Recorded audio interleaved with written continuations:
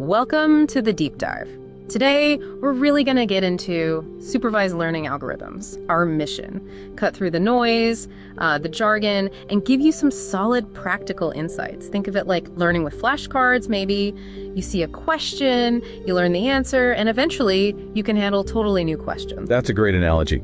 Yeah, supervised learning, it's a huge part of machine learning. It's all about using labeled data where we already know the right answer to train a model. The model learns to map inputs to outputs. But, and this is crucial, it all hinges on the data. Garbage in, garbage out, as they say.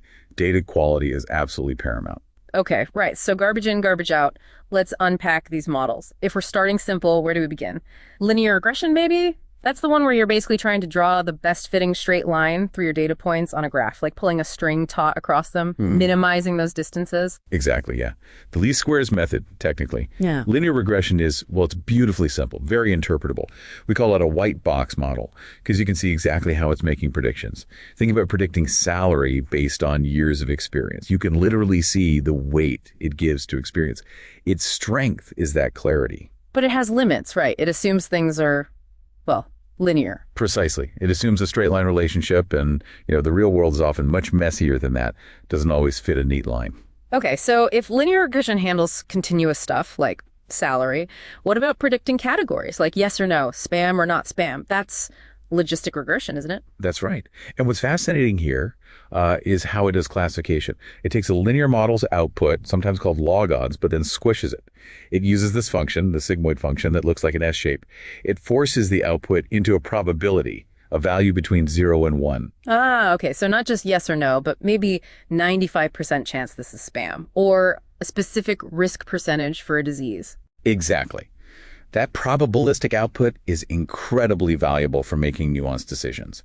Much more info than a simple binary yes-no. Makes sense. Now, what if the relationships in the data aren't straight lines or simple S-curves? What if it's really complex nonlinear stuff? Decision trees come in here, yeah. They seem more like flowcharts, asking a series of if this, then that questions to split the data. Yep, that's the core idea. It recursively partitions the data, asking questions at each step like, is feature X greater than value Y? Trying to create groups or leaves that are as pure as possible, meaning ideally each final group contains data points of only one class. We measure that purity or lack thereof using things like Jani impurity, trying to minimize the mix-up. And the big plus is you can follow the path, right? See the logic. Totally. Very interpretable. But, here comes the downside. They were notoriously prone to overfitting. Overfitting? That's like memorizing the training examples, including all the random noise, instead of learning the actual underlying pattern. You got it. Like a student who memorizes answers but doesn't understand the concepts. It performs great on data it's seen, but falls apart on new, unseen data. Doesn't generalize well. That sounds like a big problem. So how do we stop these models from just memorizing everything? How do we, discipline them? That's where regularization comes into play. This is really interesting stuff. Regularization basically adds a penalty to the model based on its complexity, usually related to the size of its coefficients or weights. A penalty for being too complex? Sort of, yeah. Two common types are lasso, or L1, and ridge, or L2. Think of it geometrically. Lasso uses a penalty that often forces some coefficients to become exactly 0. 0. So it kicks features out. Exactly. It performs feature selection, which is super useful. Ridge, on the other hand, uses a penalty that shrinks all coefficients towards 0, but rarely makes them exactly 0. It's good for handling situations where your input features are highly correlated. Okay, so ways to keep models in check. What about combining models? I hear about ensemble techniques, the idea that lots of simple models together can be better than one complex one, the wisdom of crowds. That's a perfect way to put it. Ensemble methods combine multiple weak learners to create a single strong learner. And there are two main flavors. First, there's bagging. Think of random forest. It builds multiple decision trees independently on different subsets of the data and then averages their predictions or takes a majority vote. It works in parallel, reducing the model's variance, making it less sensitive to the specific training data. Okay, parallel processing. What's the other flavor? That's boosting. This is sequential. Imagine a student working with a tutor. The first model tries to solve the problem, gets some things wrong. The next model focuses specifically on the mistakes the previous one made. Each subsequent model pays more attention to the errors, step by step, trying to reduce the overall bias. Gradient boosting is a key example here. And isn't there one called XGBoost that always seems to pop up?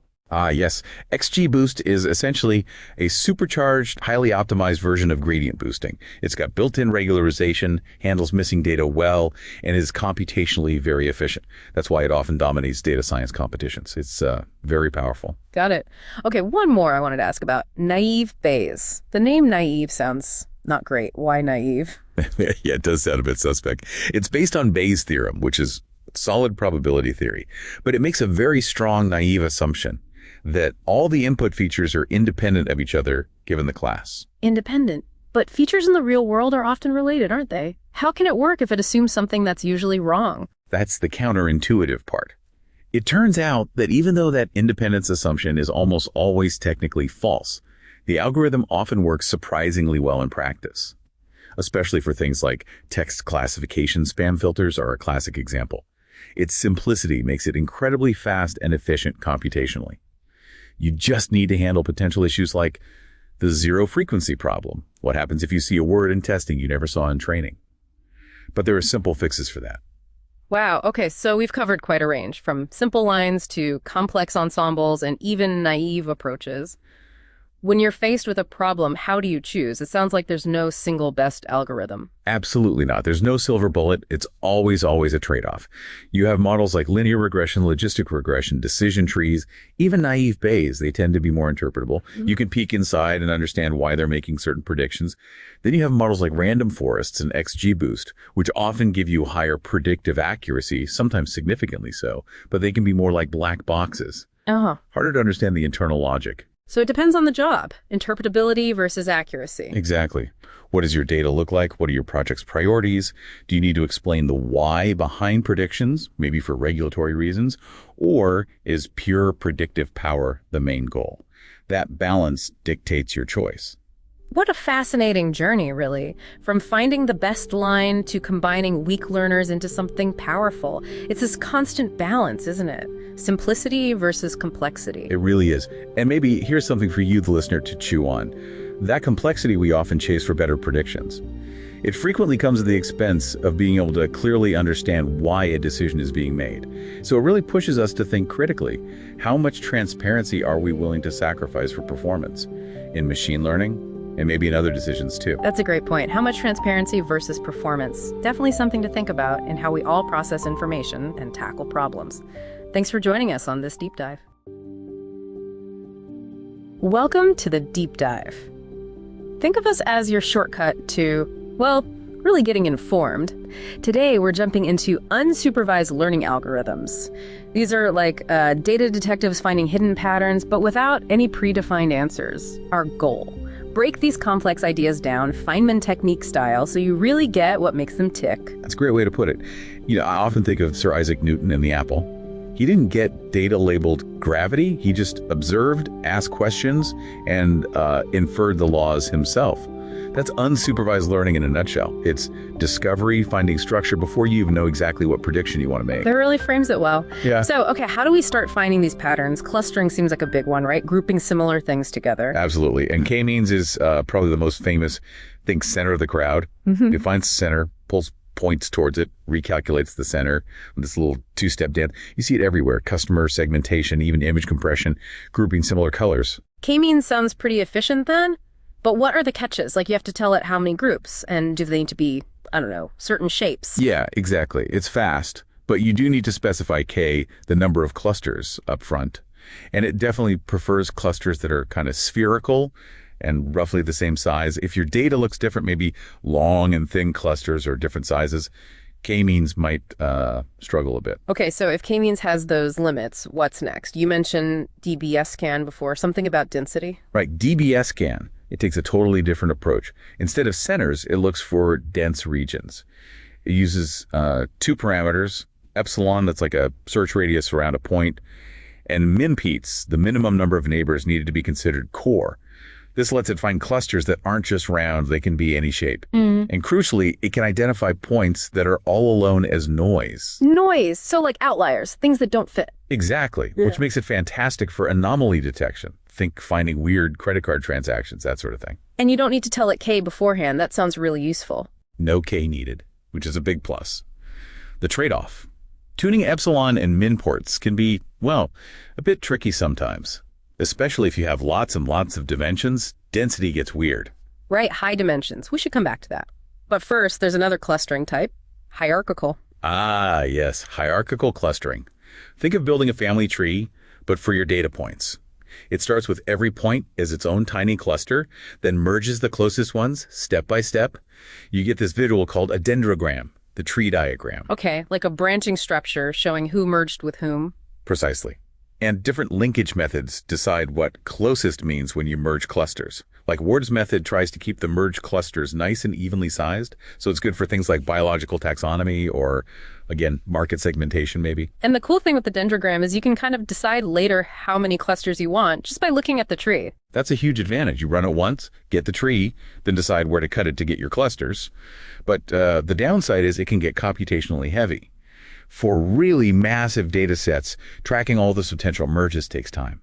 It starts with every point as its own tiny cluster, then merges the closest ones step by step.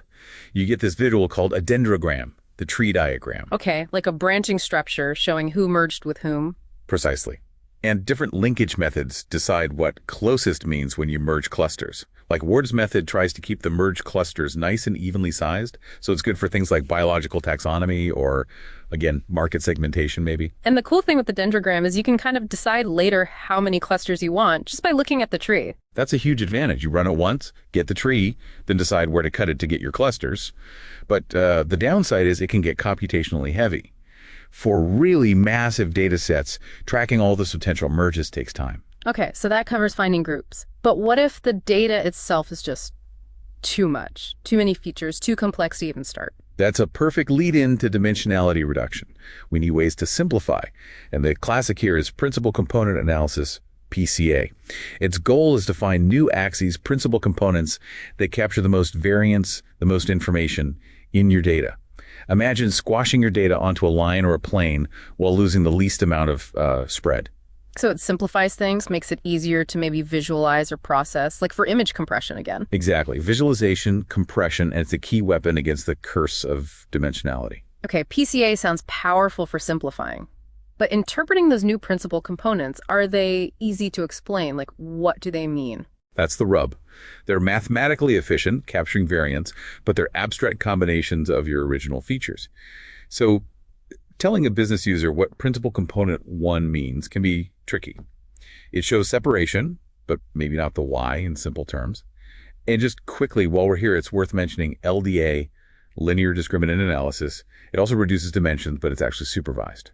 Ah, right. So LDA needs labels. How does its goal differ from PCA then, if both reduce dimensions? Totally different goal. PCA just looks for the directions of maximum variance in the data, regardless of labels. It's exploratory. LDA, because it has the labels, specifically tries to find the dimensions that best separate those known classes. Think improving a classification model, like for credit risk, where you know who defaulted and who didn't.